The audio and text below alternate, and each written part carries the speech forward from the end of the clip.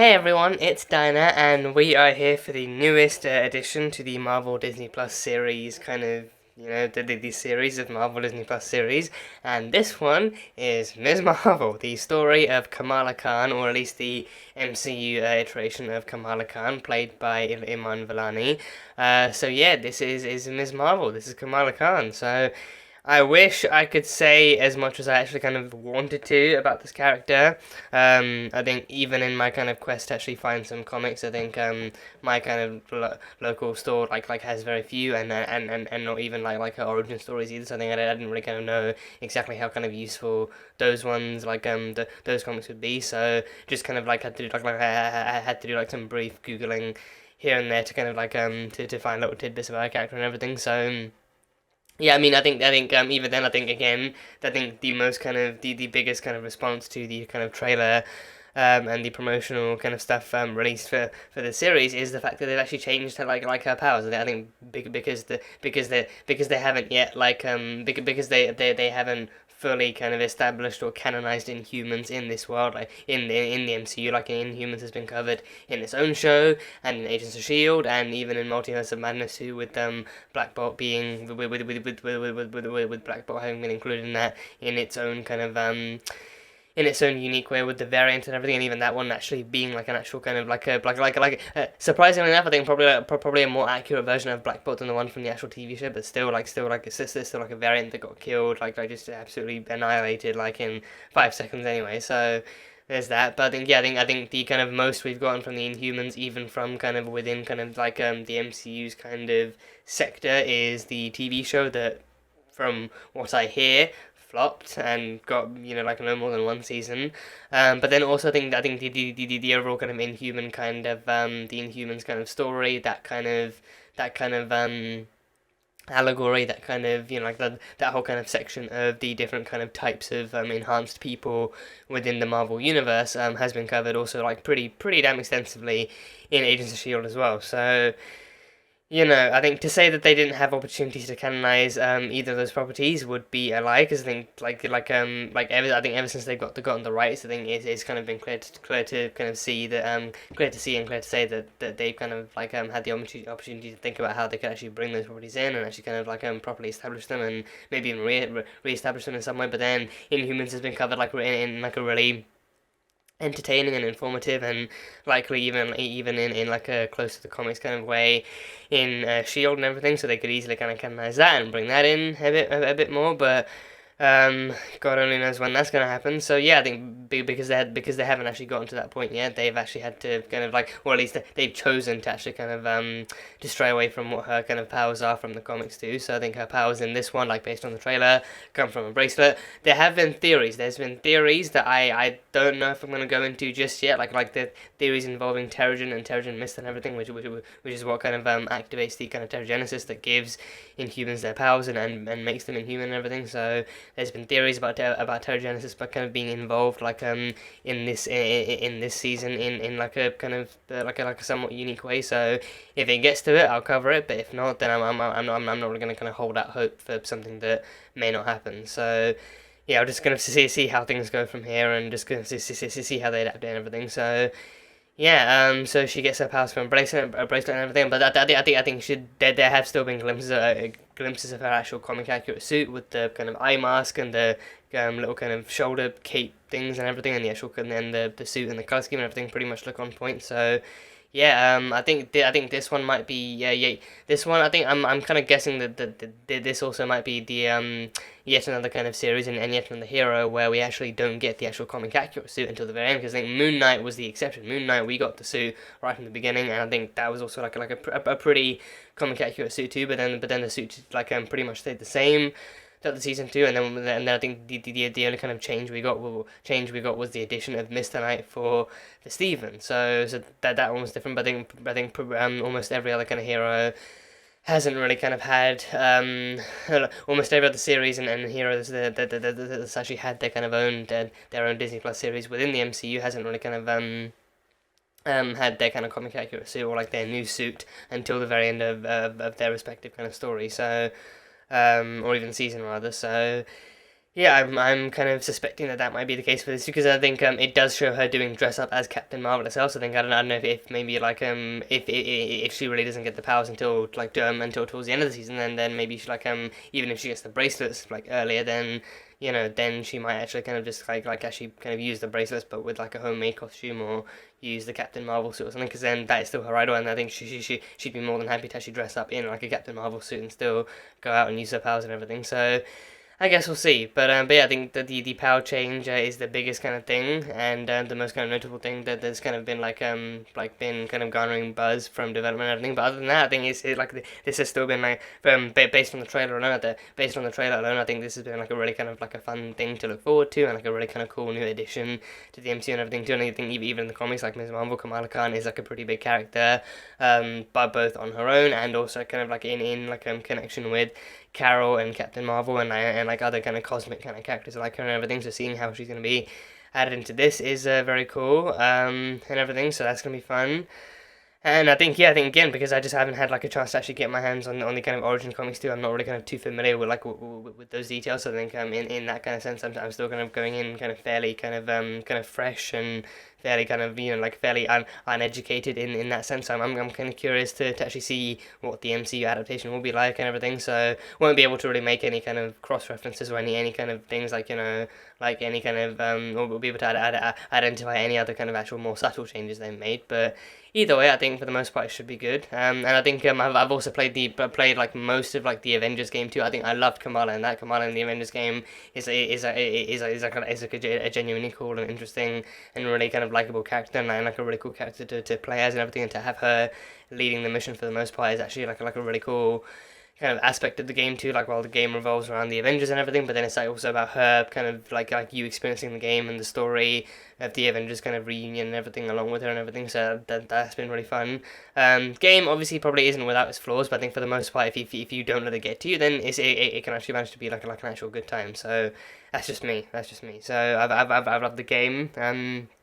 And everything. I think with this one too, I think Iman Vellani, I think from the trailer alone, I think she's proving to be like a really solid fit for the character, and I think she's done nothing but impress everyone behind the scenes and everything too. And I think recent kind of news about her kind of contact and her kind of her conversations with Kevin Feige too have actually proved that she actually is one of those rare kind of Marvel kind of actors that is actually like a genuine kind of nerd for the actual lore and the actual kind of culture behind the comics too. Like she actually does have genuine kind of conversations with Paul Kevin Feige about her character and about the MCU and about the comics and everything. So I think that's actually like a really kind of wholesome and really kind of refreshing thing to see too. And I think it's especially for someone as young as her who probably kind of who actually did manage to actually follow the comics as she was growing up and actually being able to invest in those or even maybe recently too. Like either way it happened, she's still been really invested and actually kind of cares about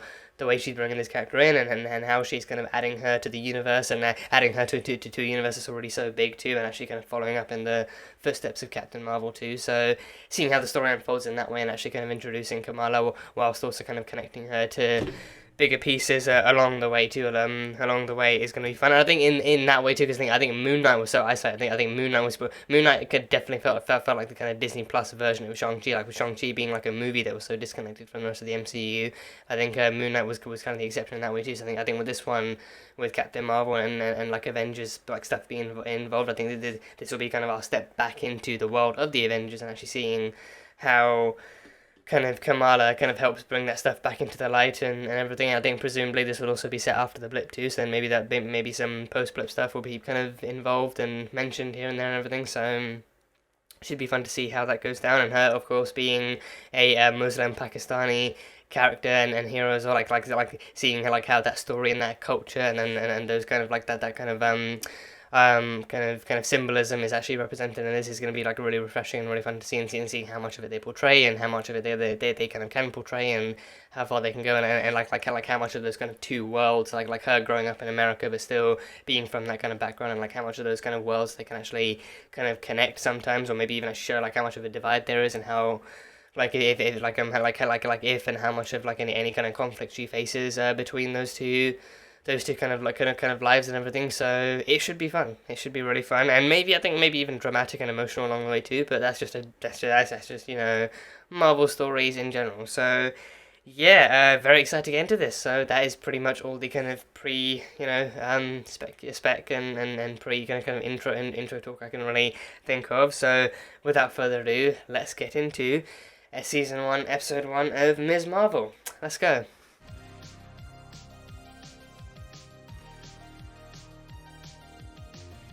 There's actually a really cool edit someone did of MCU action scenes with blinding lights too. For being honest here, they were losing. The Endgame Battle of Earth, yeah. Alien ships invading, Thanos being a jerk about magical stones. Our heroes were done for. Scott Lang's podcast interviews. Oh, a Scott Lang podcast. Huh. She blasted through Thanos' fleet like a flaming angel. And you know what? She looked good doing She it. did. She did look good. That hair, she did look pretty amazing. She punched Thanos right in the face. No offense to any of the other Avengers, but I really don't think they could have done that. And 3. That's all I got for this week. Next week, I'm going to kick off a special 2-part series on Damn, it's actually a video series. Remember, new episodes drop every Wednesday. Damn, so she does an actual video series on all this stuff then. Yeah. Sloth Baby Productions. Bless you. Oh my god, they really do. Oh, and oh. Oh dearie me. I don't think anyone saw. Oh dear. That's my car. Yeah, I don't think she's getting that license anytime soon. I really don't think she's getting that license anytime soon. No. Kamina Karika, give me my keys. Okay, Kamala, come on, chalo. I think they speak Urdu, right? I thought it might be Hindi, but I think it's actually recently revealed they speak Urdu. So yeah, I don't speak Urdu, but it's cool that they've actually included that nonetheless. Camellia, glad you're not bruising from that dodgeball incident. Camellia. Is everyone gonna have like a different name for it? Is everyone gonna have like a different mispronunciation of her name? Is that how they're gonna go? Plenty of people fail their driver's test. Instructors focus on the tiniest things. I crashed my cart into his cart. That's on you. I like your jacket. Thanks. Like your necklace. Thanks. It's actually my name in Arabic. Oh, that's cool. Okay, see you later. That's actually kind of cool, yeah. Oof, oof, oof. Wow. Pictures, you know, you're doodling all day, staring straight back at me. Reflections from Milan. From Milan. Reflections. I mean, it's a great song. Don't get me wrong, but Okay, Kamala. I put the rest of it together, but okay. that's a pretty decent People costume. win? Please, we're going. We're conquering. Do you have to craft your own stuff for cosplay competitions? Is that what it's all about, or is it just who looks the best? Because then you could easily support like a small business and buy something off Etsy or something. You know? Like as Guardian, you know, be badass, ugly, red horse. Okay, I can't build Yeah, a horse. come in with like a pony or a horse or something. Yeah. That's very me. Okay, hey, let's never do that zombie impersonation again. I love the art style of that too. Like her imagination literally coming to life and being shown to the audience. What are you watching? Turn that off. Yeah, that's how Asian parents really be. Why'd you have to send all this junk? Well, I'd like to tell you that it's because my mother is growing old, but she's always been this way to us. Oh, the Mama, have you bracelet! lost your ears? Her grandmother passes that down. Nannies. This is really nice. Yeah. What are they gonna have? What kind of sweets are they gonna have? Oh, loads of jewelry. Loads of jewelry. They charge you for extra sauce on halal guys. Hello, guys. Hello, version of 5 Guys. I mean, she wanted to travel the world and she went for it.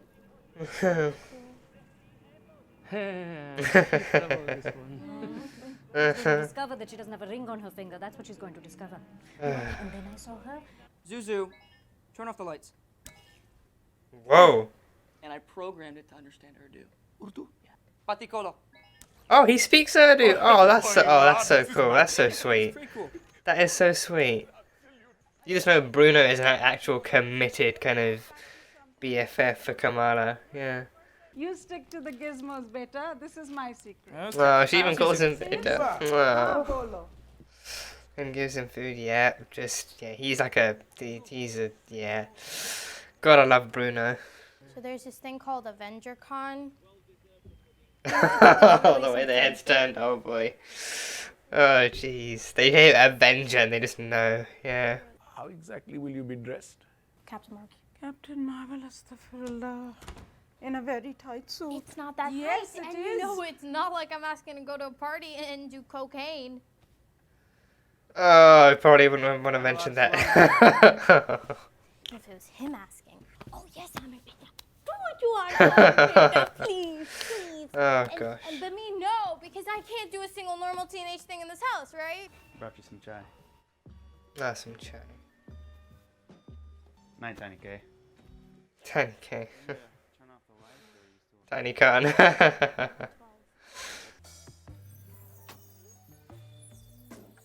Oh, I love that. Instead of text bubbles, why not have just like a starry sky? Yeah. Oh, I think that's a Nikola Tesla poster. That's cool. Don't know what that goblin thing is. I think even if you don't make it a whole costume, that would make for a great jacket. That would make for a really great jacket. And even though it will be a distraction from your studies and there will be a lot of haram going on there, Kamala, we have decided. The whole. Wait, best is yet to come. Ta-da!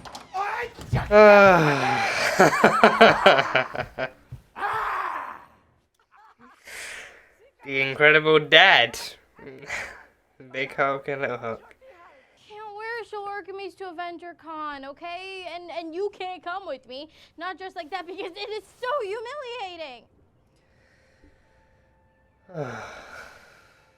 If you don't go with your dad, you're not going at all.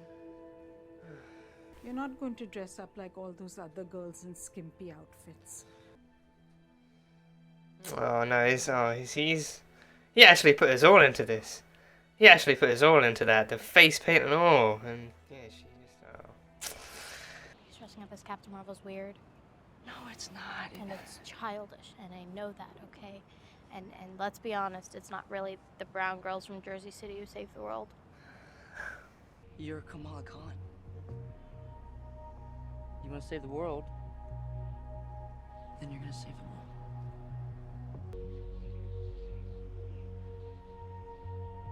With the right equipment, of course. Speaking of. Oh, he made gloves. Gloves? Photon gloves. You want them? Or? Yes. Oh, I mean, probably not actual photon gloves. I just like gloves that light up and do stuff. See? Whoa, that's so cool. Actually, that's actually pretty lit. We're getting out. Pun kind of intended. That's actually pretty lit. Oh, are we fighting? Oh, damn. Oh, they are honestly so adorable. They're so adorable. Oh, to the face. Oh, bloody no. Oh, gosh. Please tell Bruno the Zuzu is possessed by the evil jinn. He needs to The evil Jin. Zuzu. You're the best sister ever. Honestly, you should have been an only Hi, child. Kamala. Oh, gosh, that is a... Please, I'm shy. 49 p.m. I gracefully excuse myself as my family celebrates my existence. I go to my bedroom. I hope. See that? Oh, yeah, that's a I good make suit. my way That's a out of good the suit. house With the hair undetected, and the helmet and extremely everything. impressive, where you will be waiting Yeah. in your costume, which better be awesome. Yeah, I said it. Is he gonna be Tony Stark? Come on. 6:30 p.m. We catch the bus to Camp Lehigh. And it might be Camp Lehigh. Where Captain Rogers was trained. Yeah. Damn. You don't think your parents are gonna see these pictures if you take them then? Bring the bracelets. Oh, this is where you're gonna find the bracelets, right? Because I think they would have been stashed away. So bring the bracelets along. And then she finds out they're not just costume props at all. They're actually weapons of cosmic power and stuff.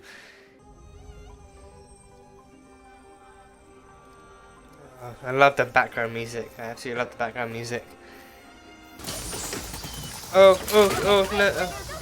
Come on, man, open the door. Dude. A bike. Literally walk into the Hulk's mouth.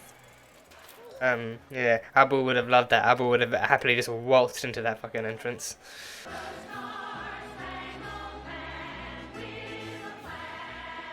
Uh-huh.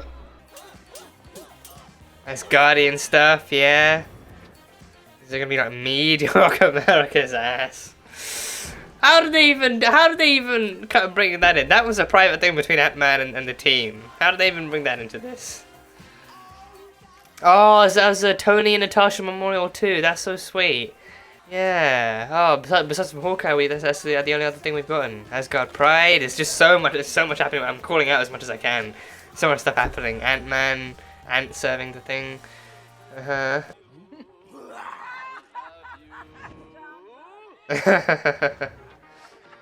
Yeah, that face could not be more applicable right now. Yeah. Is that Zoe? That's Zoe as Captain Marvel? No, I think that's the Ms. Marvel one. That's the first Ms. Marvel costume that Carol had, I think. Please line up on the side of the stage. Let's go. Let's go. Oh, but you'll have to photon stuff behind. Oh, you have to. Well, I mean, she's got the bracelet. But I think she needs to be able to actually put it on once she gets there too. Once she can't actually open it right the first time. Scarlet Witch. I spot my girl Wanda. Great. Yeah, good. And yeah, Tony Stark. Oh, Bruce. Oh, he's Bruce Banner. Oh, okay. Self-expression. Whoa. Oh, there it is. The cosmic energy. The cosmic energy coming in. Yeah. I mean, she's not going to be embiggen right here, right now, is she? Oh. Whoa. Did she go to the upside down? Oh. Front and center. Yeah. Whoa. Oh. Okay. Oh. Oh no. Oh, she beheaded Ant-Man. She nearly beheaded Ant-Man. I mean, if that doesn't make her win, I don't know what the fuck will. She demonstrated actual powers. She demonstrated powers. Oh no. Oh no. Head's coming down. Ant-Man's coming down. Oh. Oh, and it's rolling. It's a rolling head. Oh, jeez. Oh. Oh, no, the structure's gonna come down, isn't it? The actual structure's gonna come down. Oh, no. Oh. Oh. Oh, shit. Mjolnir just hit Zoe. Mjolnir just hit the crap out of Zoe. Oh. Yes, embiggen. Catch an embiggen. Okay. Nice. Okay. Did the Zuzu work? They don't suspect anything, right? Oh, she can. Oh, yeah, she can do that. Are you okay? Hey. Yeah, she can do that. Text me everything. Hey, I'd never tell anyone. Never ever. Never, ever. Gosh, I am living for Kamala and Bruno. I'm telling you, I'm living for Kamala and Bruno. 922 home at 11:11. Oh gosh, gee. Okay. Hopefully Zuzu covered you. Where have you been? Oh, this is gonna go well. This isn't gonna go well. This will not go well. Do you want to be good? Like we raised you to be? Or do you want to be some, this cosmic head in the clouds person? You think about that. Gosh.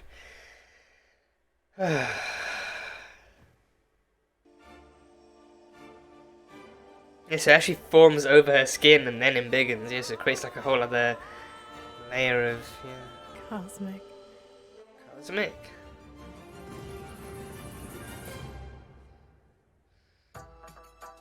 Ah, that's the end. Okay, yeah, written by Bishop K. Ali. She is a huge contributing factor to this entire season.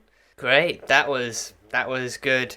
Solid intro. Oh, Trust the Bro. I saw the Trust the Bro thing. Yeah. Oh, I love this. Yeah, they're doing the same thing for this they did with Moon Knight. Moon Knight had great ancient Egyptian music. This one is going to have some great, probably Pakistani music, but still great Asian music nonetheless. So, yeah. Teenage girl in Avengers. Oh, it's the... Oh, I know her. A cosplayer with too much time on That's the dude from No Way Home. That's the FBI investigator from No Way Home. Yeah. Oh, it's footage from AvengerCon. Yeah, he's the FBI investigator from No Way Home. Oh, they're bringing him into this? That's intriguing. Okay, yeah, that was fun. That was a lot of fun. That was just such a fun premiere. Did not expect it. I didn't expect it to have nearly as much as it did. But I think looking back on it, I think like for that being an intro, I think it definitely kind of packed in a lot of stuff that would actually, introduce like a lot of key aspects and a lot of key and like everyone that I think pretty much everyone the story will focus on or include in some way is pretty much kind of featured in this episode. But then I think even kind of story wise too, I think some of the aspects they actually kind of because I kind of anticipated there'd be some kind of stuff like the Avenger Con that would be like a whole other episode, but I think they actually managed to mix that in with I think for the sake of the story to actually kind of combine that with a lot more of the family stuff going on because it was relevant and because it was interconnected and everything. So that was cool. So yeah, it was just really fun. It was just really generally really fun. I think just so visually kind of vibrant and colourful and really kind of artistic too. Like I think right off the bat, I think it's like one of the things I actually kind of slightly more internally noticed too is like the text messaging. Like I think I feel like I think maybe even we as an audience, but I think me especially, like I'm so used to seeing like text effects on screen, like when characters are like text messaging or sending messages or something, like the kind of actual text bubble appears next to them and everything. And that's a cool visual effect. But with this one, they actually work it into the environment, like with the neon signs and the road and stuff and the graffiti and even like the actual kind of like with Kamala having the kind of the starry night kind of projector on her ceiling and everything, like actually kind of showing up there too, like you're actually utilizing the environment, utilizing the stuff around them, like actual props and actually working visual effects into those things. It's just such a really really unique way of actually doing it. I say unique. I personally haven't seen it done in that way anywhere else before. So if it has been done, then props to them for actually utilising an already existing technique, but if not, then either way, it's great. Either way, it's a great thing to see. Either way, it's a really, really great thing to see, and so it's just really fun too. I think, again, like the actual visuals of this too, actually bringing the story, actually actively, like the VFX artists in the story, and then the writers actually working actively to actually bring Kamala's imagination to life, to actually showcase just how much of like a daydreamer, and just how much of like a kind of creative and fun, and kind of like how much of a fangirl she is too. Like she actively lives and breathes this stuff. Like she's just like a constant mood. She's a constant fucking mood, and I love her for it. There's just like so much of myself I can see in her, and I think just like as an audience member, so much of yourself you can see in her too, because she's that kind of character. I think some of it can be kind of very very very kind of ethnically kind of demographic and ethnically specific too, which I think helps kind of people who aren't from that side of the world to kind of understand more of that culture. I think they're definitely culturally speaking, this episode kind of packed a lot in and actually kind of showcased a lot of different stuff, both light-hearted and a lot more dramatic and emotional too. So it hit all ends on that one. It hit all the ends on that one. I think going forward now, I think that means that we might have like a few more episodes that kind of lean to either side here and there. But I think to start off with actually showcasing both sides of those kind of cultural implications and everything actually kind of like does kind of work out in his favor. So that was cool. But yeah, them actually kind of bringing Kamala's imagination to life and actually kind of bringing her story to life. So like literally, it's starting off with her doing like a 10-part series on Captain Marvel.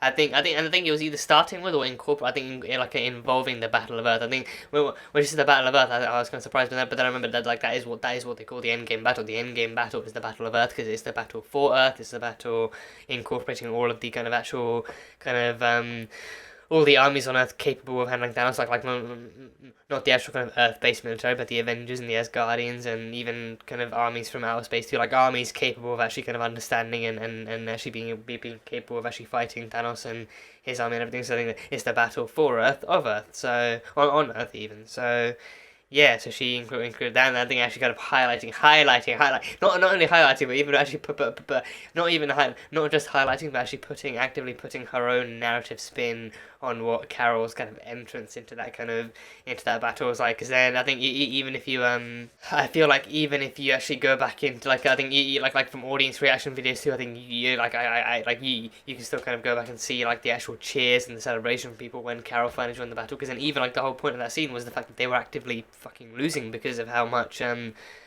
of fire that Thanos was raining down on them. So then, like, literally, their only shot was taking out the ship, which no one else kind of seemed doing, at least as instantaneously as Carol, because Carol, she just came down like a freaking meteor strike and took down Thanos' ship with, like, two kind of, like, literally fly through, like, she didn't have to actually shoot it with her photon blast, she just had to, like, fly through it and then disable the engines and all that kind of stuff. So she literally did what no one else could do, and she actually turned the tide and was, like, a great helping hand. So yeah, I think I think Kamala's Enough to Spin is not only not wrong, but I think she admittedly does kind of put her own fangirl spin on it by actually actively uplifting and celebrating kind of Captain Marvel and everything. I think not necessarily glorifying her either, but I think actively kind of showcasing like actually mentioning what she did and exactly how she kind of like how big of a help she was in that battle and everything. And even I think even like in her own maybe in her own bias towards Captain Marvel being like, well, no offense to the other Avengers, but I don't really think anyone else like her being like, Carol took out the ship and then she punched Thanos in the face too. So I think like no offense to the other Avengers, but then I think she didn't really see anyone else actually going up and going that far and then going that high and that fast and everything. So yeah, she actively I think she does showcase the events and the story in accurate detail, but then of course there is like a bit of like a mostly admirable kind of fangirl aspect that she actually does kind of apply to the narrative too. I think again it's her project, it's her own retelling of the story and everything, so she's fully entitled to actually kind of celebrate her favorite hero and everything as well. I think the fact that she does that too, she actively does record like film and edit like her own like kind of web series and everything. I think even then I think that's like a stop motion thing too. I think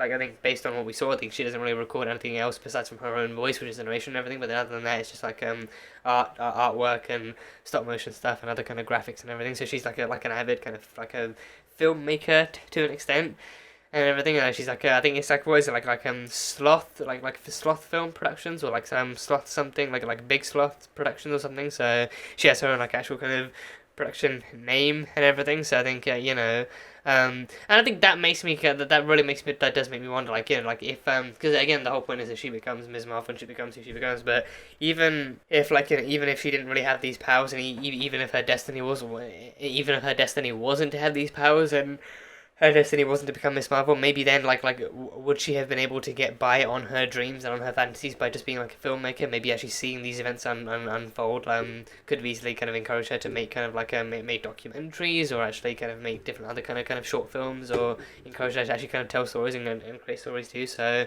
maybe then, well, I mean, based on her ability to actually kind of retell the stories of the Battle of Earth 2, I think maybe then she could have easily gone to create like a documentary or like a fan-driven or fan-powered kind of documentary too, actually kind of taking in fan stories of being saved by the Avengers or fan stories of being fans of the Avengers or something like that. So I think this kind of proves that she doesn't just obsess over them, but she actually does have like an actual creative side and a creative spark to her that actually it pushes her to create and to make things of her own and to actually kind of put her own spin on things and actually kind of tell stuff from her side and from her vision and everything. I think for her too, being a Muslim Pakistani kind of girl too, actually kind of like that there's like I mean, probably safe to assume there's not really much kind of diversity within the kind of industry, even within this university. So then, like, actually her being able to tell her story using her own voice to kind of empower stories and empower that side of the story too, actually means like a lot. And I think her kind of like her being able to find herself in that, finding her joy, finding her spark, finding her kind of self, and finding her kind of like her abilities and her talents, and that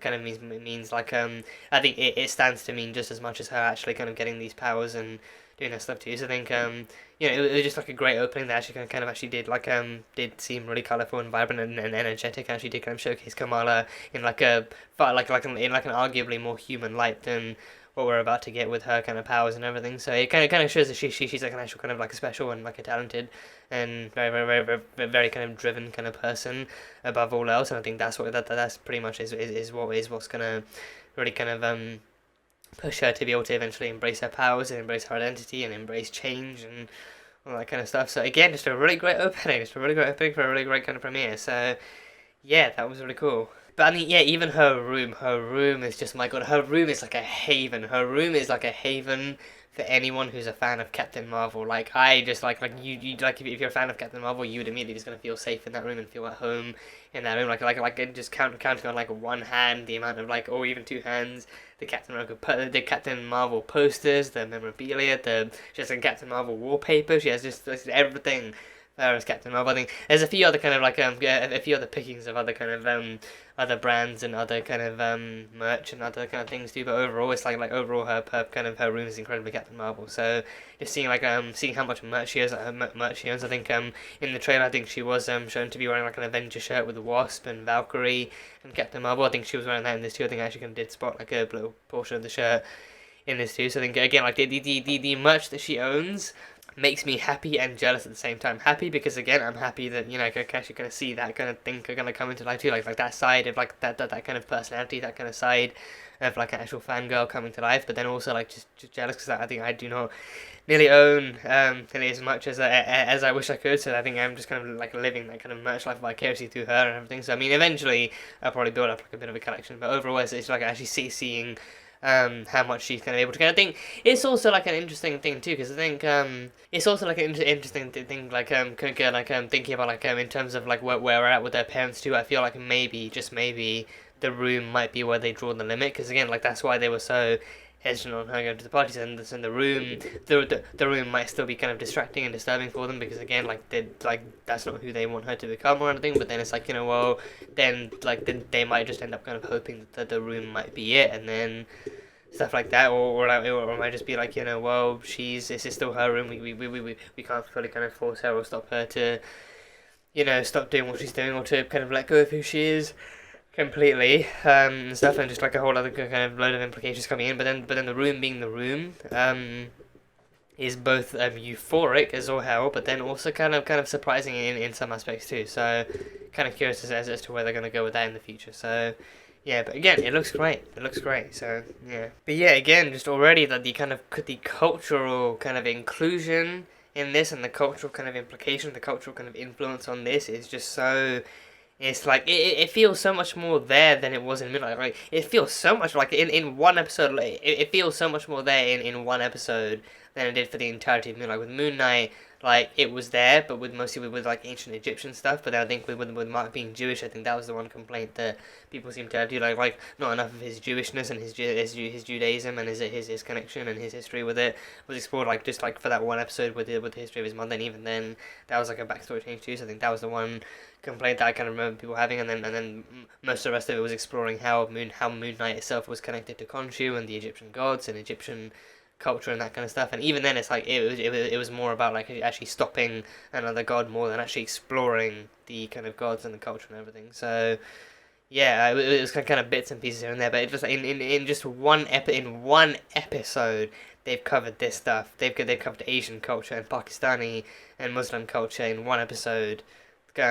Just so much more, and so well too. I think like the specifically speaking, the Muslim culture and the Pakistani culture I can't personally relate to, but I think there are some aspects I still kind of identify with it still kind of being like a thing you can easily research, and like a thing I've easily kind of seen even like within like my own kind of ethnic community and everything. So it's still kind of there, and then there are still bits and pieces I recognize too. And I think even so some stuff kind of bears resemblance to Indian culture, and even like some kind of aspects of Hindu culture as well. But I think for the most part, it's just like a bit like mostly bits and pieces recognizable. But overall, I think it's also like stuff you haven't seen as much of before in the media. But I think it's still, I think some stuff bears resemblance, and some stuff kind of is kind of recognizable too. And everything, but just seeing some of the stuff in this, like the music. I want to talk about the music. Like the end credits music, I really love that. I think there was like one. I think there was like maybe one episode in Moon Knight where the end credits music was actually like Egyptian rap. They actually had like a really kind of like a fairly popular rap song from Egypt. Featured the credits song, and that went really hard. That actually was like a really solid kind of track. But with this one too, like actually woven throughout the episode too, like the instrumental music, like the drum beats and the melodies, and even like the end credits song on this actually being like a lyrical too, like yes, I think I think even like I'm not sure I'm not sure if they actually ever did speak Hindi in this, because I don't speak Hindi. I don't speak Hindi. I think I can just about recognize it just a bit through pronunciations and words and everything, but for the most part, it's like I never grew up on Hindi. I didn't like really ever learn Hindi or anything. So I've seen some Hindi movies here and there, but I think I don't think that they've been really entertaining and really great to watch. But I think for the most part, I think because I've actually watched more of Hindi, but then I've also like heard so little of Urdu. I think it's like it's kind of hard, and especially knowing that Urdu is the one they've actively kind of promoted for this and actually said that they would include in this too. I think it's kind of hard for me to actually differentiate between knowing that it's Urdu, but then actively trying to see if it is Hindi at different points too. So I think for the most part, I think it may as well be Urdu, especially because they're a Pakistani family. I think I'm pretty sure Urdu is the actual kind of primary kind of Asian language kind of spoken in Pakistan as well. So that's cool. That's cool nonetheless. If they do put Hindi in there, I think again there's like the chance of me actively recognizing it too is also pretty slim. So even if they do, if I'm lucky, I'll catch it. If I don't, it'll probably fly past my head now, and I'll probably only kind of catch it in like the back, or if I see someone else kind of mentioning, oh, they're actually talking Hindi here. So there's that. But for the most part, I think I could actually kind of like mostly tell because I knew going in that Urdu was actually going to be featured in this. That Urdu was here. So that's really cool. That's really cool. So that the music, the language, I think that again, like the music too. I think that they kind of actually had that kind of woven in so kind of in like such a well balanced and such like a really easy to listen to and easy to hear way to like actually fit in with different scenes and different tones and everything, and it just worked so well. Like the editing and the pacing on that worked so well. So it was actually just so easy and so fun to listen to as well. Like actually having like the music playing along with it too, it didn't like feel out of place. It just felt so new and so fresh and so kind of so nice to listen to and everything. So it actually just like actually seeing them work that into it in that way too.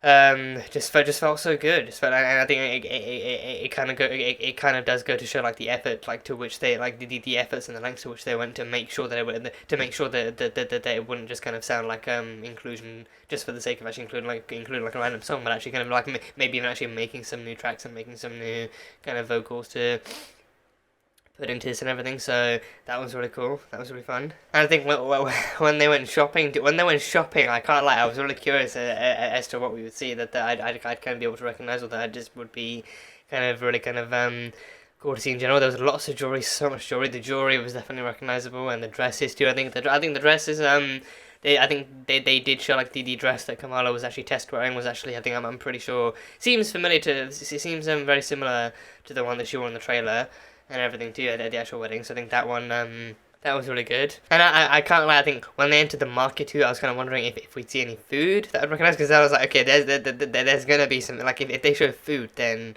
me being a foodie, but then me also just kind of like pretty naturally kind of loving Asian food too. I think I'm pretty sure I might be able to catch some stuff. If they show like sweets and snacks, then I would at least hope to be able to actually kind of catch that stuff out. But then I think it either went by too fast or they didn't really kind of incorporate it that much at all. But I think for the most part, I was actually kind of hoping for some kind of little kind of things here and there. So I think, I don't know, maybe in the future, because I think they were still eating food at home too, like actual home cooked food. So I don't know if like if there's I think I didn't fully recognize the stuff that they actually kind of cooked at home. I didn't fully recognize it, because then I think that stuff was just kind of, I think that stuff wasn't really featured. It was just kind of really kind of presented and shown in like a perfectly normalized and normal way. Like they weren't actively kind of zooming in on the food and showing, oh, this is Asian food. This is a plate of Asian food that Asians eat and made by Pakistanis and everything. Like, it was just like, oh, it's like a perfectly normal kind of family home, like a setting like that. It's just like food that this family eats, and they're eating and everything. It wasn't really like actually meant to be or kind of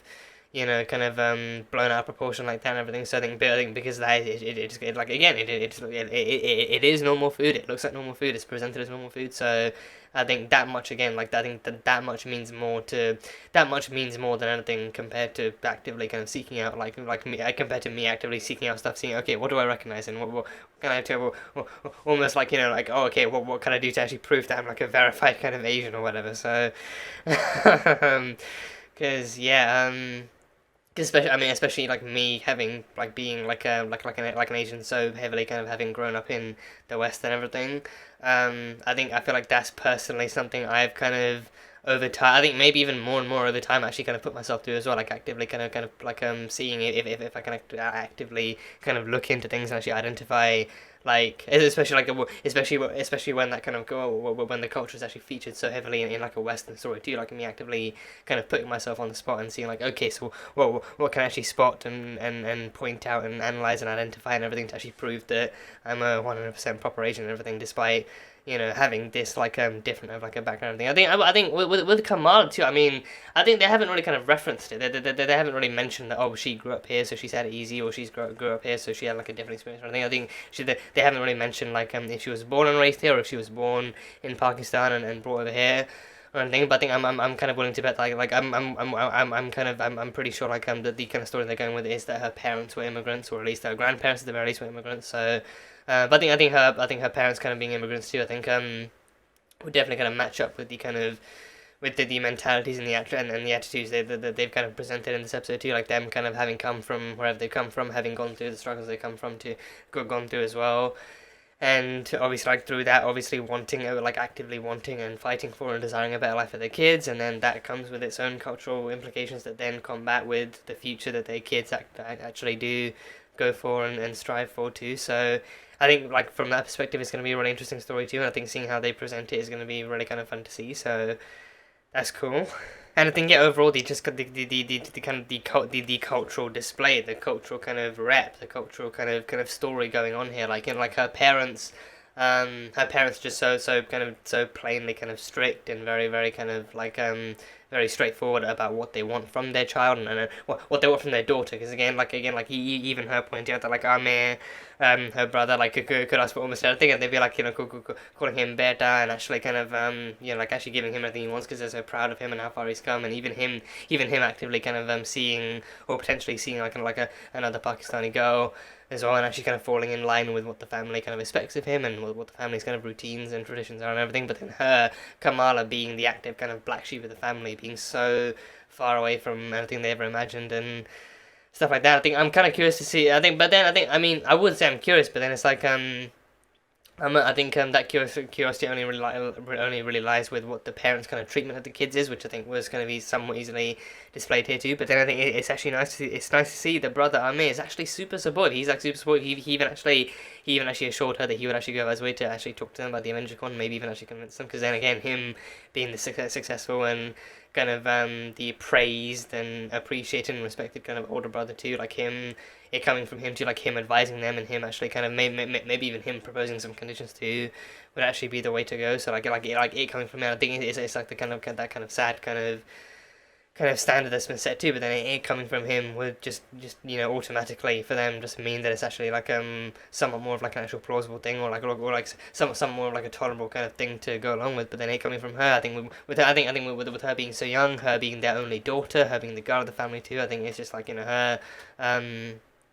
It coming from her, it just kind of sounds so much more like Ami said too, it just sounds so much more like a rebellious kind of thing, like her being in the clouds, her fantasizing, her daydreaming about all this stuff that doesn't come directly from her past or from her family or her history or her heritage or anything, like her actively trying so hard to be something that they just can't see her as well. So those kinds of implications and that kind of backdrop being there and being such a combatant to what she wants her future to be is just that kind of story is just going to be I think it's going to be really emotional to watch too. But then I think it's I think by the end of it, I think they can and should be kind of headed in more of like the actual empowering and kind of self-discovery kind of route too. So it's going to be fun to see.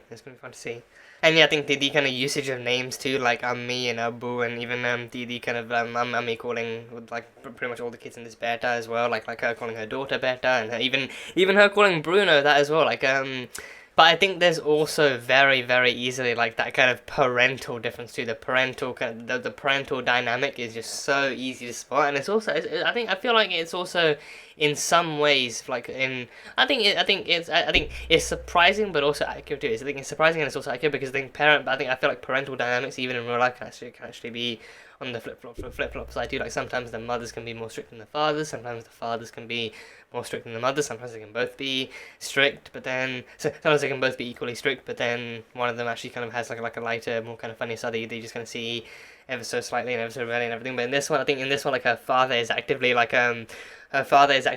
he's also going to kind of just as strict. But then I feel like he's strict when he kind of actually he feels like he needs to be. Like the mother is strict regardless because of her own anxieties, her own fears, and her own paranoia, and like her own kind of like her active parental and like her kind of love to see her daughter shine and flourish in a way that she feels is right is kind of what leads her to be so strict, and what leads her to kind of like chastise Kamala for so much of what she enjoys doing. But then her father is actively so goofy and so lovable and so dadly and everything. He's so fatherly, but then when his feelings are hurt, he gets he actually gets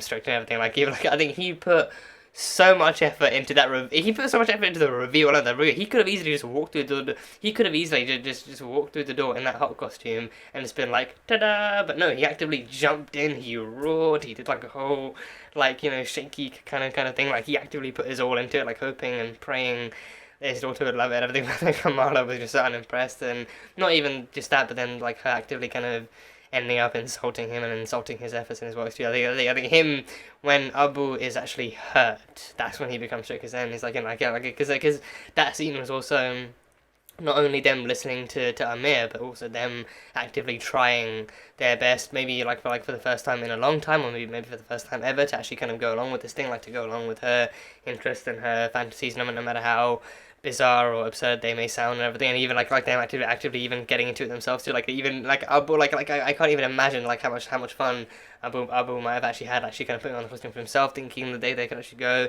as like a father-daughter duo and actually have fun, and even like him actively actually, because the thing, if you think about it that way too, I think she wanted to go as her and Bruno, because then I think she wanted it to be her own experience and then her own kind of fun time with the thing, and I think her own kind of way to experience it too. But then actually bringing along Abu, in hindsight, I feel like like maybe even actually considering it might have led her to think, okay, if she can at least show him this, if she can at least show Abu this, then maybe he might see some kind of thing, he might find some kind of kinship with her that he might never had before. Because then, as we see from the Avenger Con 2, it's like a genuinely good time. People are having fun, they're coming dressed up, they're sharing stories, they're sharing experiences, they're sharing laughs and having food, and everyone's kind of coming up dressed and everything. Like it's like a genuine community kind of experience thing too. So I think Abu seeing that too would have actually been really fun to see. Because then I think I was so afraid, right? Because I think after playing the Avengers game too, I think like that one, she went to the A-Day thing with her own Abu in that one. I think I'm not sure he was actually called Abu in that. I can't remember what he was called. I think something beginning with a B. I think something beginning with a B. But I think it was like near enough like the same character. Like it was actually her father taking her and everything. And I think in that one too, I think from what I remember in that one, I think it did like they didn't kind of really mention that same backstory of her needing to grovel, or her actually being kind of denied a few times before she left. I think her father in that one seemed to kind of like allow and accept and like actually appreciate her daughter's kind of love for this kind of stuff and everything. So different kind of backstory there. But with this one, I think maybe with this one too, I think it's actually them actively trying and actually being able to. Because in that one, pretty much after A-Day, like Kamala's on her own. But with this one, I think Kamala's actively with her family. There's no A-Day. There's no mass devastation to her family. There's no separation from her family. So with this one, because we get her family, they actually have more time to actually decide how they want to go about it. And I think I think whether or not they're going about it in like a stereotypical way, I think is like a kind of like a debate to be had. But I think they can definitely kind of be going about it in like a recognizable way too. So there's that. But I think with this one too, I think yes, I think in the game, I think she actually had that kind of that really kind of horrible experience with the other two fans who chastised her for not being a true fan and everything, and like even trying to like test her knowledge, and she kind of claimed that she wasn't a true fan and all that kind of stuff. But then she completely owned those two dipshits and actually did prove her own knowledge on Avengers history and Captain America quotes and everything. Because like she literally quoted Steve's The River of Truth and like standing. Like making your stand and saying no, you move, and like she actually kind of quoted that quote to them and everything, and then they were just kind of dumbfounded and speechless and everything. So then that happened. So I think I was kind of afraid that kind of thing would happen here too. And I think especially after Zoe was revealed to actually be here as Captain Marvel too, I was kind of worried that she might spot Kamala out and even actually kind of chastise her for being here or something, which I think would just be in complete reverse, because then she'd like pretty much everyone there knows that Kamala is like a huge Avengers fan. So if anything, if anyone would be expected to be there, it would be Kamala. So yeah, but I mean, I was kind of like really internally kind of nervous that like an experience like that would go down, and maybe even in front of Bruno too, and then Bruno would step in to say something or do something. But then if that happened with Abu too, then that would have been even more heartbreaking, because then that would just kind of maybe even confirm his own kind of reservations about this kind of world and this kind of a culture and everything, because then that ties into Kamala's kind of fears about her, like, like her feeling like it's not the brown girls from Jersey City that save the world, like like pretty much like most, if not all, the heroes that we've had so far in these, like, in this universe, in this timeline, have been, pretty much strong white people and everything. So then, like, for her, I think, Black Panther has been like a huge kind of cultural kind of like boost, and like a new introduction into this world. And like I think, like, if you really want to go cosmic, then we've had the Guardians too, that have introduced various kind of alien people that have all that they're like multicolored and all sorts of colors and everything. And then we've had Shang-Chi, which is our first kind of Asian hero, like a Chinese hero coming into this too. Not the first, that's Daisy Johnson. Don't get me wrong, Daisy Johnson is the first one. But in terms of the movies, of course, that would be Shang-Chi. So there's that. But yeah, it would be so cool to see if Kamala is actually like a Quake fangirl too. If she's actually like a Quake fangirl, seeing her, because again, like a fellow Asian superhero. Like, obviously, I mean, China and Pakistan, like a world of like difference apart and everything, but still being able to actually fall in love with like another Asian superhero himself would be like completely understandable, and it would be complete kind of like an understandable kind of thing for her to go with. Like she loves Captain Marvel, but then she also happens to love Quake too. Like, that would have been cool. Like, we have Ruby being like a Quake kind of hero, a Quake fangirl in Agents of Shield too. With the Quake as my hero poster. If we had the Quake as my hero poster in this, I would not be on camera anymore. I would be on the floor, dead, deceased, just, because then that would also just be like another reminder that I need to replace this damn thing with that poster. And just also like a really cool confirmation to have that would be like the biggest and most mind-shattering Easter egg. Like, AOS kind of fans over the world over would just, that would have been the coolest Easter egg too, like Captain Marvel poster, but then maybe even right next to it, like an actual Quake is my hero kind of poster too, and everything. And just like a really cool way to canonize that fucking show into this universe too, like a really cool way to do it. So yeah, I mean, it kind of raises a question too, like if they might actually bring like Shield and the Inhumans into this too, like if the Terrigenesis theories and the Terrigenesis stuff is actually going to turn out to be true in the season, then they'd have to bring in the Inhumans, they'd have to bring in Shield too. Shield has had so much.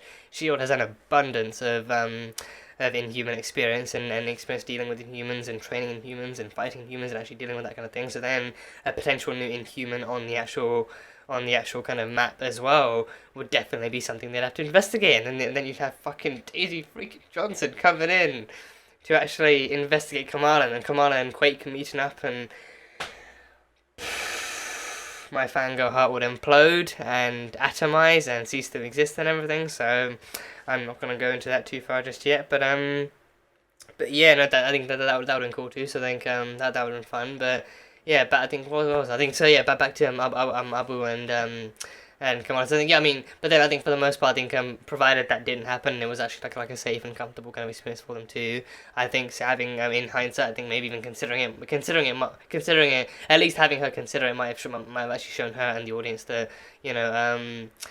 it might have been like an actual kind of like an enlightening and like an eye-opening kind of experience for them. And I think maybe then, like, in that way too, because if they're starting it off this way, I think maybe that's something that can still be considered down the line too. Maybe even if like she shows them some of the movies, or if Abu being the more kind of understanding and more kind of open-hearted kind of parent that he seems to be so far, then maybe if he asks to actually see some of the stuff, because I feel like maybe then it might be the case that he actually starts off being kind of open to learning about this, and then after he does learn more about this, maybe then he actually opens up Ammi's eyes, and it can be kind of done that way. So then because then I can very easily kind of more likely see Abu being the one to reach out and to try and connect, because then that might be the way they go now with this too, that in the end they realize that they just need to connect to their daughter and find out what she's feeling, instead of actually forcing her to be someone they want her to be and everything, which is like the kind of common Asian kind of pathway to kind of go down to. So yeah, there's that. But yeah, I mean, the parents themselves, I think Kamala's interest, like, very easily and very obviously just kind of befuddled them. Like, they don't know why she bothers with the stuff. And then of course there's the kind of more kind of obvious, kind of more recognizable and more kind of somewhat stereotypical things, like her studies and her future and her being like the kind of perfect daughter and everything.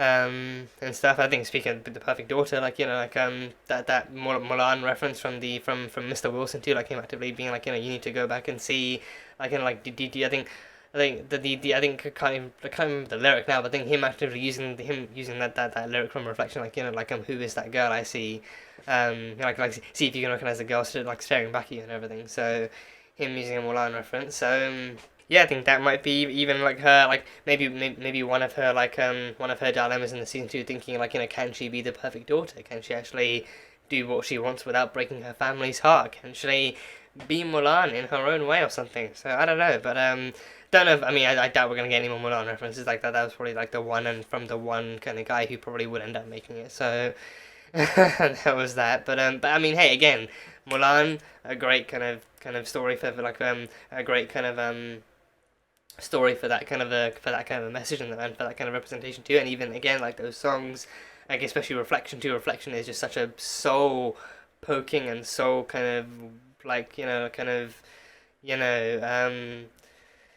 soulful and thought-provoking kind of song too. Like it has just such a strong message for people of any kind of kind of background of that kind, that kind of fear kind of doing anything or being anything that that can destroy their families or break any hearts or anything. So Reflections is just Reflections is honestly just a top tier Disney song. Anyone who says otherwise, I'm worried about you. I'm seriously worried about you. Reflections is a top tier Disney song. It is top tier. So I don't know what else to tell you. So yeah, but and even their like outlook on the appearances too, because then it's like, because then I think, and it's super duper ironic too, because it's like, because then again for them, the way they see it, and I think surprisingly enough too, the way they see it is that Captain Marvel wears a skin tight suit. Like they see it's like, oh, like you're gonna be going in wearing that Captain Marvel suit that's really kind of tight, and like it's like a tight bodysuit and everything. Because then I think Captain Marvel isn't really like a tight bodysuit. I think the whole point is that on the one hand, it's actually comfortable and she can move around. It's comfortable and she can move and she can fight and everything. So like I think it might maybe look tight from certain angles, but then overall, it's actively designed to not look tight, but just kind of actually conform to the body. And for another thing, it's not even like an over. It's especially and specifically not a revealing appearance at all. Like that was one of the many kind of myriad of comments that like toxic fanboys and dude bros had about Captain Marvel, saying like, oh, she's not showing enough skin and it's like covers up too much and she needs to wear less like Wonder Woman or Black Widow or something. So I think Black Widow is one that's had like a multitude of of tight suits that then also somehow managed to be revealing with the zips and all sorts of other things too.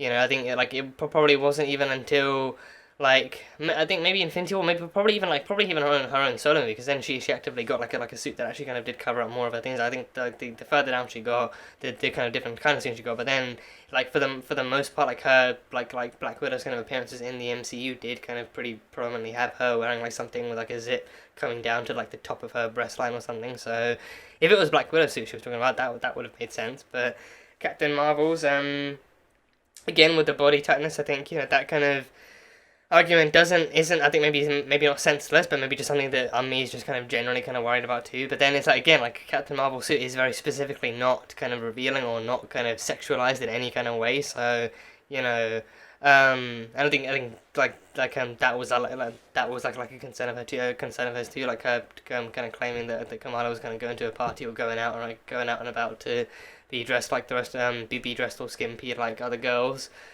and everything. So that kind of fear of like Western culture like being so kind of like being so revealing and being so open and being so freeing and everything, but then that just not being like a suitable girl for someone of Kamala's kind of background and her ethnicity and heritage and everything. So then her kind of like feeling like Kamala joining in to that world would just be her opening up to almost everything out there too, like her opening up to parties and her opening up to other kind of social events that that Westerners kind of have created and fostered a culture of and everything. So yeah, because I think for her then even if it was just AvengerCon too, I think AvengerCon itself it's like the actual kind of it's the kind of like I think for them it's like the actual kind of like for them it's like the you can't even say it's the fakeness for them or like the kind of the fraudulence behind it, because then again in their world the Avengers are real. The Avengers are real heroes. The Avengers like all the stuff has happened. It's not just sci-fi or fiction or anything. Like in their they're living in a world where all that shit really has gone down, but now it's like the heroes are being celebrated and it's like there's a whole kind of pop culture around them and everything. So Avenger kind of thing. And I think even now, even here at Disney World and stuff, they've actually kind of they've actually opened up the AvengerCon experience too, and like different Marvel characters have actually kind of been, I think, even as kind of different series and products have actually been released too, like Shang-Chi joined and then Moon Knight joined, like different characters are like after like movie releases and stuff have joined. I think AvengerCon is actually like, well, I think it's called Avengers Campus on it. I think it's called Avengers Campus or something at like Disney World and stuff that people have gone to and everything. I think it looks super cool too. It looks like a really good and really fun time.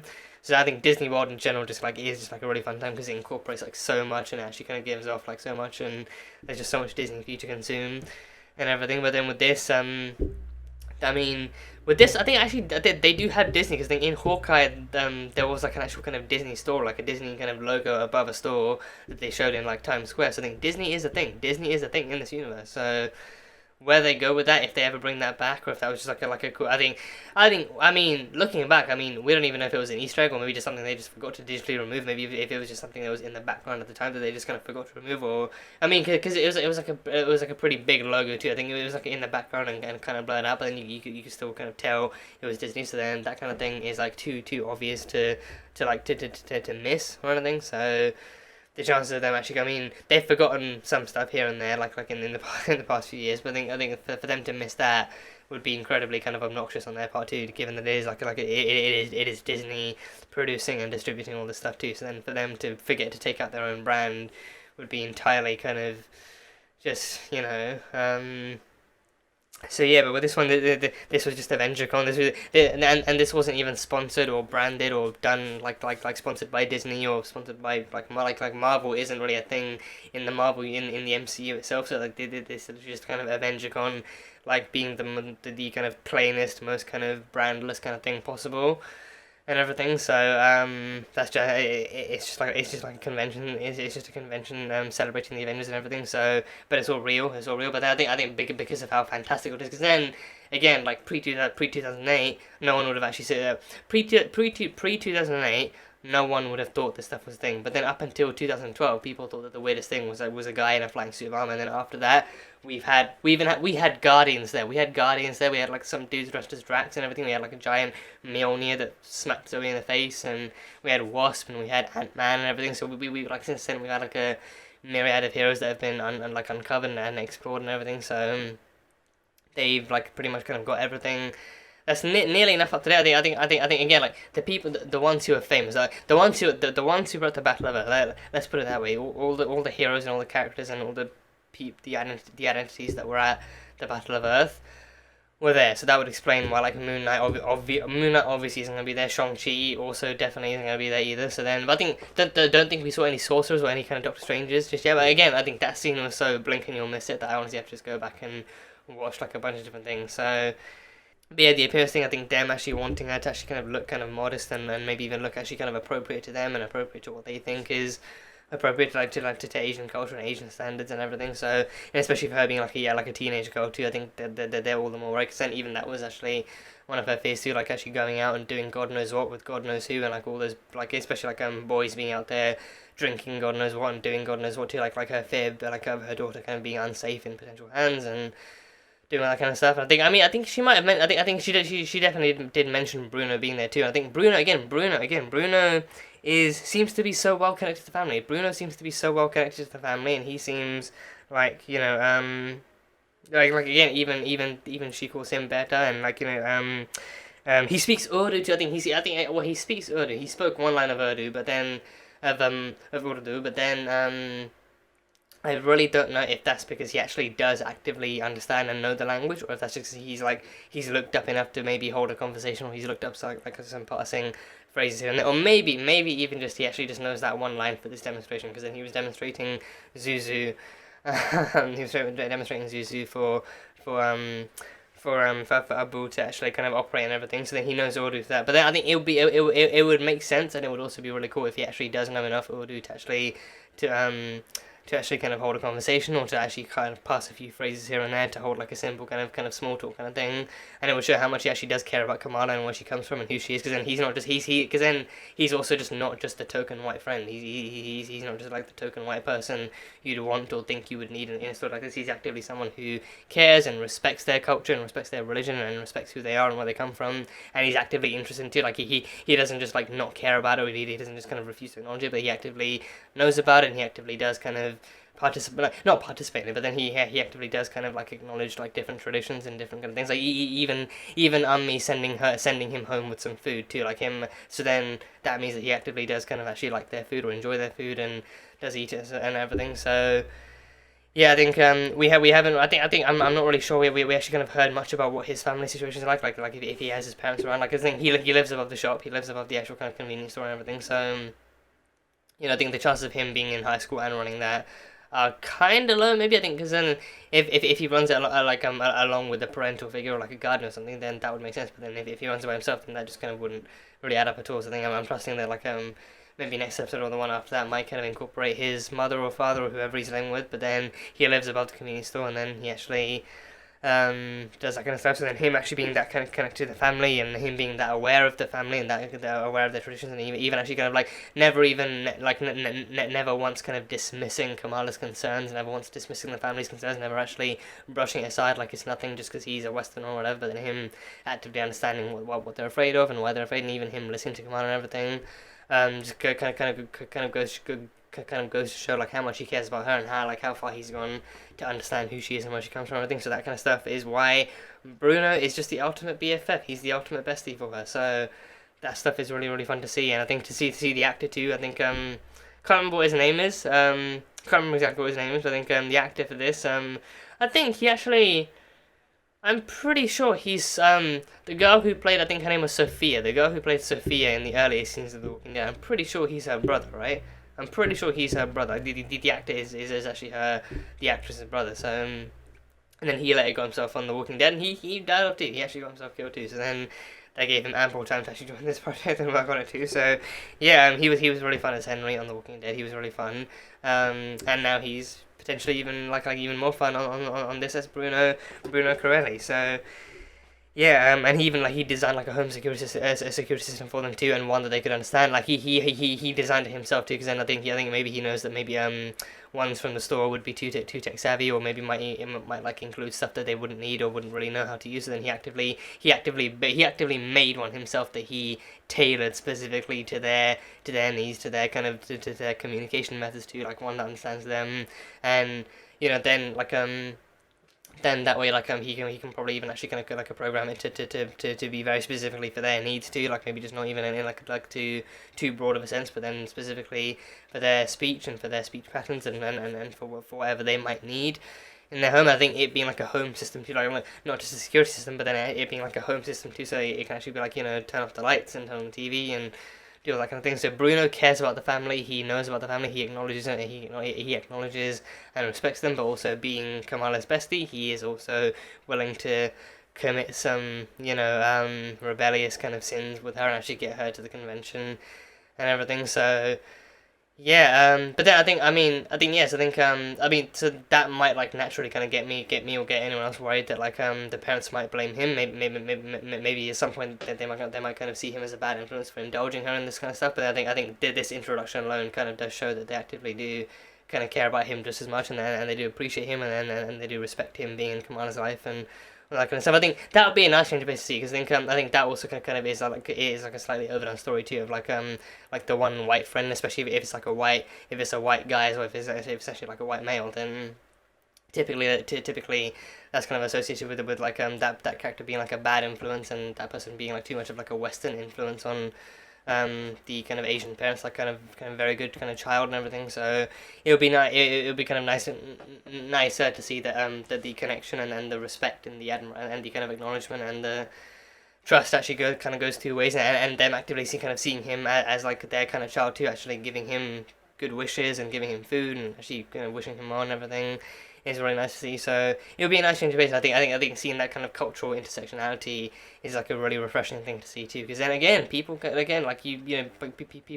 better when there are fewer borders and fewer walls between them, and you can actually allow them to connect as people and actually learn more about each other and more about backgrounds and connect that way, and then people have more, and then that way people have more in common than anyone realizes. So that kind of connection and communication is really important, and it's also really good to see. So yeah, them playing sports in general, I think maybe even with them playing sports in general, I think all the other girls were kind of wearing short sleeve kind of vests and tops and tank tops and that kind of thing. But then even Kamala wearing like a full-on jumper like that, like her wearing a jumper. I think maybe even shorts probably weren't there too. I think maybe even her wearing like a tracksuit and like and jumper and stuff like her parents want her to cover up and don't want her to reveal too much. And I think with them, with Islamic kind of rules and tradition too. I think like there is that kind of element of modesty too with like wearing the hijab and actually wearing like the kind of I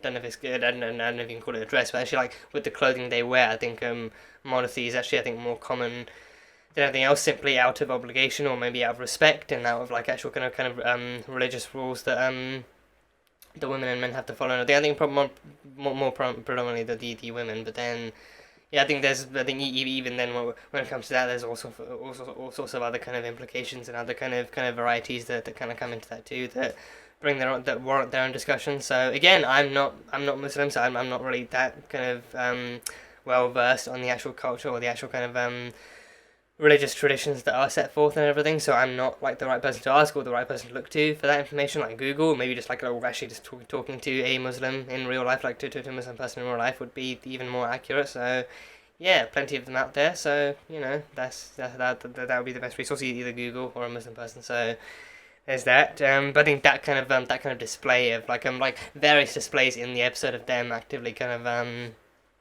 making her follow kind of like a set of rules and like making her follow like a different kind of set of rules too, kind of show just like how in certain kind of aspects too she actively is kind of pulled back and held back, and not pulled back and held back, but actually kind of like actually kind of made to go to school and actually kind of participate in the stuff with the rules. So I mean, truth be told, I feel like maybe that's also something the kind of school would allow to, because then it's like she also like Kamala like is not wearing a hijab either, like she's not going to school with a hijab. So I think that's like maybe one less thing for her to worry about. I think I'm not really sure like exactly what the kind of structural kind of thing regarding hijabs is like if there's like a certain age you have to reach maybe, or if there's like another thing to it. But I mean, again, like I think this would definitely kind of perfectly warrant me kind of actually researching like exactly how this stuff kind of happens and what goes on and what different things mean. So definitely great incentive to actually do research and actually learn more about Islam and Pakistani culture in general too. So yeah, but I think her parents then being her parents, and I think being this way kind of definitely makes sense. And it definitely kind of comes from that kind of a past, which I kind of do kind of anticipate them exploring more of in coming episodes and everything. So it'll be cool to see how that actually goes down and how that kind of gets kind of displayed and everything. So yeah. I think back to Bruno for a little bit too. I think yes, I think he's very, very tech savvy. He's incredibly tech savvy. Like his room, like Kamala's room is Captain Marvel savvy. His room is tech savvy. He has tech just lying about everywhere, like unfinished tech, new tech, like like God knows how many projects he's got. But then the newest one he did was the actual kind of photon gloves that lit up and everything. So he actually did make gloves that lit up and actually kind of emulated that kind of visuality, that kind of visual effect for Kamala as well. So that was really cool. But then he actually it has like a remodeled sewing machine, it looks like, and a computer and like just like a bunch of other kind of circuit boards and all sorts of stuff he's doing. And I think to make his future even more visible and even brighter, he actually was looking at applying to Caltech for his actual college applications. I think that already then kind of shows at least what he's considering. But then also like the fact that I think he at least feels like he at least kind of has a feeling of where his path might be headed and what he has to do and everything. Whereas then his best friend Kamala is actually kind of stuck for thoughts on what she wants her future to be and everything. And I think especially again like her being Asian too. I think that kind of thing. Also, ever so slightly explored in Shang-Chi as well with Katie. Like with Katie, she had she actually graduated from college and actually kind of had like a degree or something, and she actually had like really kind of solid qualifications. But then as a job, she actually kind of got like a slightly more low end job that didn't really kind of match up to it, and it was because she actively didn't really kind of fully know what she wanted to do with her life. But then she had like a mother that was constantly pestering her and telling her to try and actually do something worthwhile and find something worthwhile and all that kind of stuff. So with Kamala, I think with Kamala, like her being in high school too, I think I mean high school in general is just that kind of kid where kids are just constantly on like without end, just kind of pestered about what they want to do, what kind of career they want, what they want to be when they grow up, and what kind of career they're working towards and everything. So it's hard enough actually trying to kind of get to the point where you can graduate high school, but then along with that you have to simultaneously be thinking about exactly what college you want to do, what courses you want to take, what you want to major in, minor, because then you have majors and minors over in the States and everything. So there's that, and then just like a future as well. So then her response, like, being like, so do I have to actually figure out my entire life and like my entire future step by step before lunch, or is any time after that also suitable for you? Because then I mean the fact that they're looking at college applications, I think shows that I think they may well be seniors. I think they actually might be kind of ending their final year and actually getting ready to go there too. Because I think it's pretty much, I think it's like in your senior year that you actually do graduate and then probably pass your SATs and then actually kind of but then I think potentially before you graduated that they actually do look at actually applying and enrolling at colleges too. So that's going to be an interesting thing too. So this thing, I think for her then it would mean that she's pretty much like I think maybe like between her mid to late teens or something. If she's at the point where she should be headed to college, then that would probably put her between her mid to late teens. So kind of hectic and very busy and very kind of exhausting kind of period of her life already. But then she's got many more years ahead of her, so it only gets more and more breathtaking from there. So there's that. But yeah, I think Bruno again, he's just like a really kind of I think even his reassurance of her future too, like him being like, I think even like him hearing her say the line like, brown girls from Jersey aren't usually the heroes. They're not the ones who get the screen time. They're not the ones who save the world. They're not the ones who save the world or actually get that kind of recognition. So then him reassuring her that, I think he didn't explicitly say with or without powers, but I think he did reassure her, like, you want to go save the world, you go save the world. And I think his own personal reassurance that he'll be right beside her and helping her and actually kind of watching her soar and that kind of stuff too. And then there was like a bit of eye gazing, like a teeny tiny bit of kind of lingering and eye gazing. So again, I think first episode in, so don't really know if they're actually going to set like Bruno and Kamala up as a thing, or if they're actually going to remain as BFFs in this. I think from the trailer did show she I think it is at least kind of mildly kind of crushing on another guy in the actual trailer and everything. So I don't know if they're going to set up that kind of a thing kind of there either. But then or maybe set that up, but then actually go back to the kind of more established and well set romance between.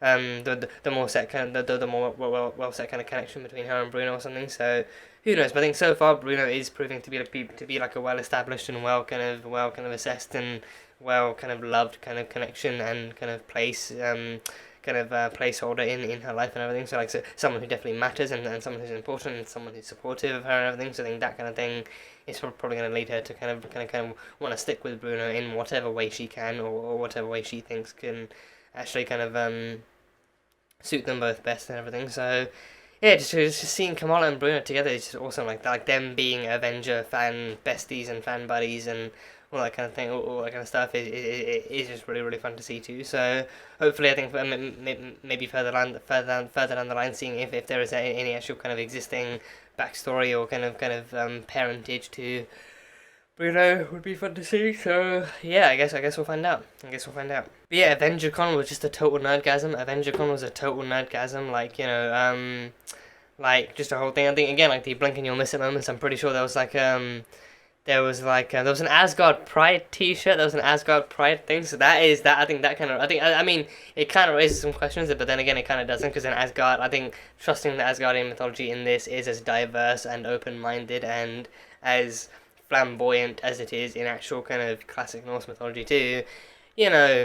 Thor, I highly doubt Thor is straight. Loki is confirmed to be bisexual as well.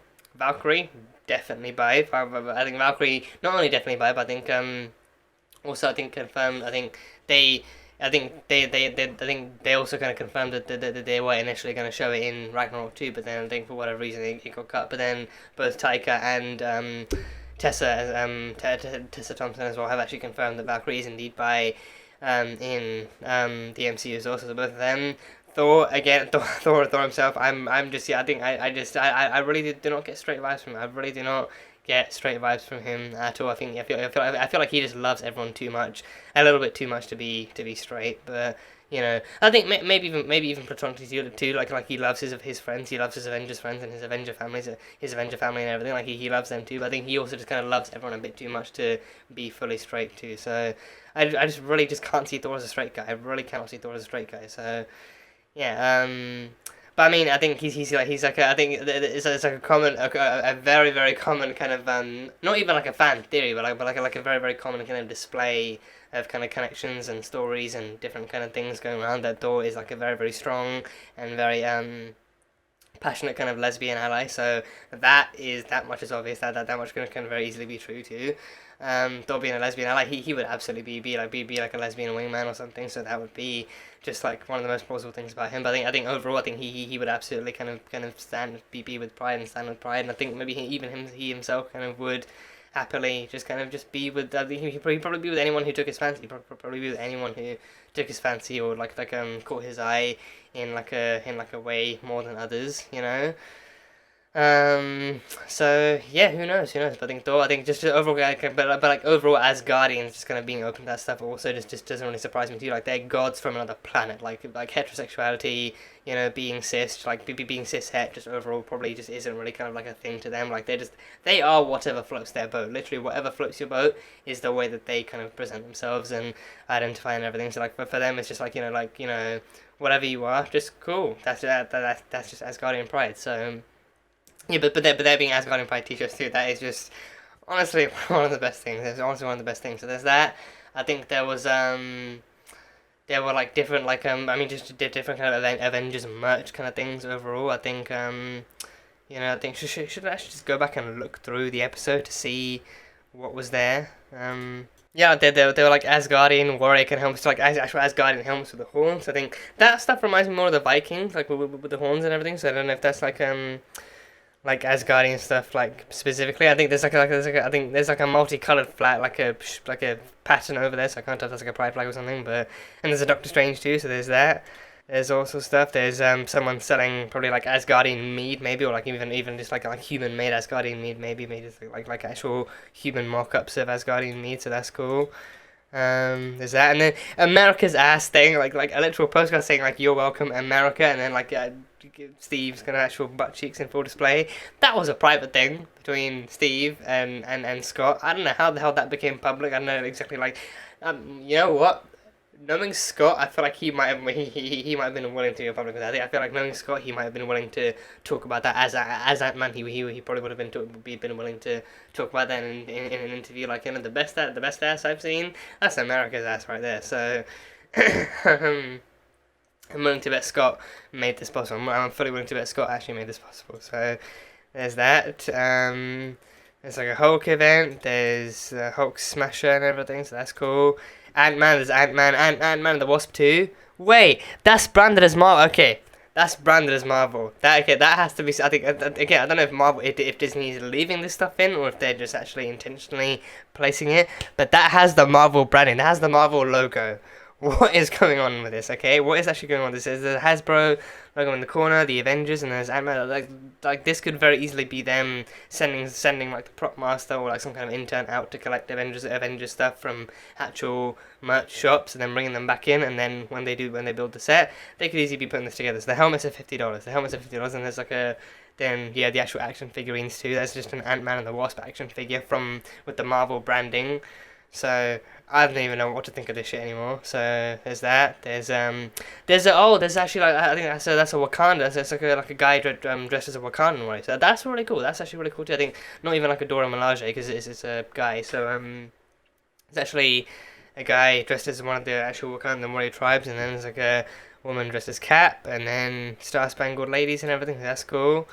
And then this too. This is actually like a memorial to thank you for your sacrifice, and it's exclusively because the only two to actively sacrifice their lives too was actually Tony and Natasha. So besides from Hawkeye, for this and Hawkeye, this Ms. Marvel and Hawkeye are the only two shows to actually even possibly kind of actually mention or acknowledge the the Natasha thing. I think Hawkeye, understandably, actually kind of focusing more on the Natasha one, but this one actually showing the work, because with that one that made sense because it was Hawkeye. It was actually Clint addressing Natasha, like him having addressed his best friend and everything. But this one, finally, the world thanks Natasha. Finally, the world thanks Natasha and Tony for their sacrifice and everything. So that's finally something that's fucking long overdue. So that's cool. Yeah, some guy dressed as Drax, and the Peter Quill Starboy story. I don't know what the fuck this is. So this is just like some guy signing books dressed as Drax and everything, and helmets and comics and stuff. Yeah, I think, whoa, I saw t-shirts. So yeah, I don't know what that one is. This is Iron Man. That's something else. I think that might be Avengers. That's New Jersey Avenger Con. That's Iron Man. And that's a SHIELD logo. So yes, that's a SHIELD logo on the top right. Yes, I don't think even it has the Strategic Homeland Intervention thing around the south of the water. That's a SHIELD logo. Are you setting me up to be a clown right now? Are you setting me up to clown about SHIELD, about my Agents of SHIELD? Are you setting me up to clown about the return of my agents? Like, is this meant to be something I'm meant to ignore? Is this like an easy to ignore thing, or is this meant to be something I'm meant to think about non-stop for the next like 3 or 4 days or something? So, I don't know what I'm meant to take from that. If it's just them passing recognition to what SHIELD was in the movies, or if it's them actively addressing SHIELD's continued existence in the MCU, or what. But yeah, Asgard Pride there too, looking lovely. Yeah, just overall, this just being like an actual deep, giant, freaking nerdgasm event that it is, just being like a thing that they have to get to. They displayed it really well. They displayed it and told that story really well. So I think Bruno and Kamala being absolutely in awe of everything going on in this episode was actually just really, really fun to see, and them actually being euphoric at being able to celebrate those they idolize and everything. Like, even especially with Bruno being so tech savvy, like him. I mean, he went kind of initially dressed as Bruce Banner, but then the artwork, the actual visual aids in the artwork actually showed him with some glasses and like a bit of a goatee. So I'm wondering if he actually did initially want to go as Tony, and especially with him being so tech savvy specifically, him going as Tony would actually be pretty plausible. So I don't know if he changed in the last minute, or if he just didn't want to kind of like do it for whatever reason or something. But or maybe he just went with Bruce Banner because he's also like a respected and known kind of scientist. So there's that. So that was cool. But then we also had the junk from Nani from her grandmother. The junk,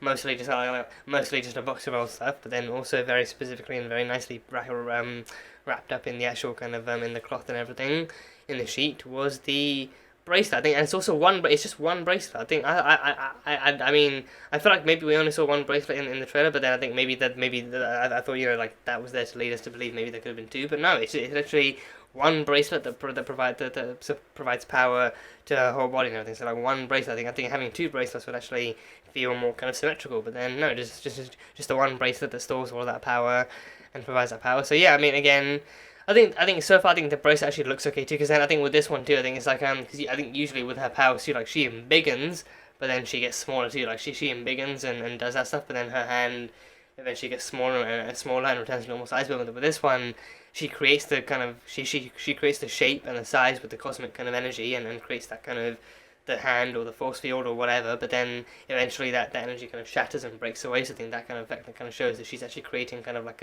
shells and layers of energy that protect her and also act as offensive stuff too, because then she was actually firing bolts and stuff out at the environment that caused the Ant-Man thing to be beheaded and collapse and roll out and everything. So I think her powers so far seem unstable naturally, because she doesn't really know how to control it. She doesn't know what she's doing. She doesn't know like exactly what it is or anything. So because that's very new. But then also I think also it's just like pretty much the first kind of step to her kind of realizing exactly what she can do and how she's doing it and all that kind of stuff. So I think overall it's just going to prove to be like her just kind of, you know, discovering like a new power, discovering how it changes her, and maybe even actually still kind of hopefully providing the same kind of self-discovery and kind of self-empowerment kind of story that comes up in the end and actually is built up through experimentation and maybe like some struggles and some hurdles as expected and as is in her original story anyway. So I guess we'll just kind of see how the powers evolve for now as we move forward. Because I think even with this episode, it was a very basic display, a very basic display of what they could do, and one that very easily kind of should have won her the costume competition too. So yeah, I think going forward now, I think hopefully we'll see kind of like more of exactly what her powers are, where they come from too, where the bracelet comes from too, because then, you know, just yet another kind of mysterious kind of entity added into the universe and added into this kind of world and the story that kind of the you know, is kind of waiting to be given like a background and be given like a story of its own. So should be fun. And yeah, I mean, we talked about Kamala, but again, Kamala alone, like Iman Vellani, is just doing such a solid and such a lovable and such a kind of just, you know, at times emotional job of playing Kamala too. Like actually bringing that character to life, bringing that girl to life, actually bringing her story and bringing her kind of her story with all of its ups and downs and joys and struggles and its euphorias and even kind of mild kind of depressions to life, and actually kind of showcasing her to be this special girl with so many talents and so many hopes and dreams that get molded and twisted in different ways, but then her actually being this character who wants to be something so much greater and actively believes that she can be greater, but then has some trouble actually kind of garnering the support, and actually has some trouble actually reaching those goals with ease and everything, but then actually going through this journey and actually kind of being this kind of girl that so many kind of just people in general can relate to personality wise, and being that kind of fangirl, but then also kind of now slowly starting to become the hero herself, and then presumably also kind of going through those kind of superhero hurdles later on down the line, and everything like that stuff is going to be really interesting to see. But then just seeing her play her in this episode alone just kind of made me kind of fall in love with her almost instantly. Just like she's such a fun loving kind of character, such an adorable character, and a character with such like a spark and like a fulfillment, like kind of vibe to her, and such a sense of like such a sense of life and such a sense of joy and energy to her that kind of feels really kind of new and really fresh to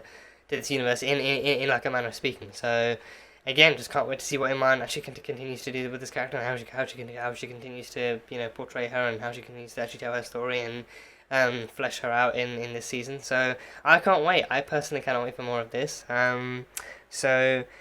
But yeah, that's pretty much for now. I think that's pretty much all I have. Just like a super kind of long review for the premiere. Probably as expected, but it just gave so much to me, and it just gave me so much to actually think about, and so much to talk about and everything. So that's why the review is as long as it is. But then again, long reviews kind of my thing at this point. So there's that.